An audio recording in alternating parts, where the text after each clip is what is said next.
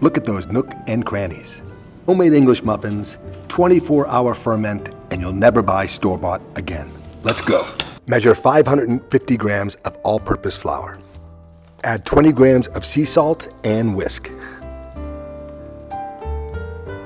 20 grams of cane sugar and whisk again.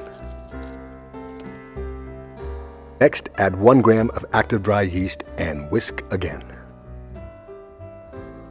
Add your melted butter, 20 grams, to your water, 355 grams. Pour it in slow. Mix until it's shaggy. It's not pretty, it's not supposed to be. Dump it out and knead it for a few minutes. You're not looking for perfect, just smooth enough to hold it together. Work in any dry clumps. You want all that flour hydrated. After a few minutes, you'll feel the dough come together. It will feel sticky. Let's get it back in the container and cover it up. We're going to ferment at room temperature for the next 24 hours. 24 hours later, and look at that dough. Puffy, alive, ready. Time to divide. Grab your scale, 90-gram portions. You'll get about 11 out of this batch. Now we're going to make our dough balls. Cup your hand over the dough, press and roll until it's smooth on top. Seam on the bottom, just like this. Here's a closer look. Don't be shy. Give it a good press and roll.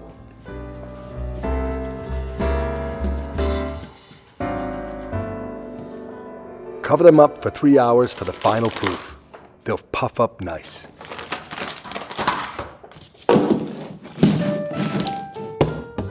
Preheat your griddle to 325 degrees. Melt some clarified butter on top. Fry not dry.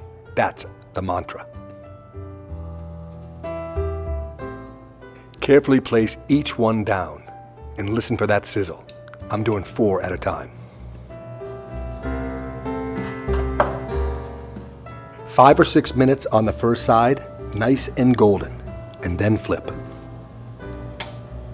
Before I flip, I like to give each one a spin. Helps with even cooking. Grab your spatula and flip. Same thing. 5 to 6 minutes on this side. After the flip, give each one a little love tap. Just a little press to flatten. Look at those. Beautiful. Pull them off and let them cool. Don't cut into them yet. Give them a few minutes.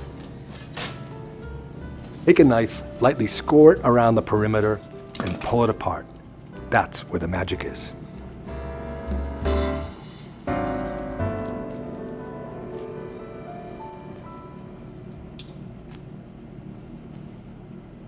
Toast it, butter it, enjoy it. Full recipe at bakingsteel.com.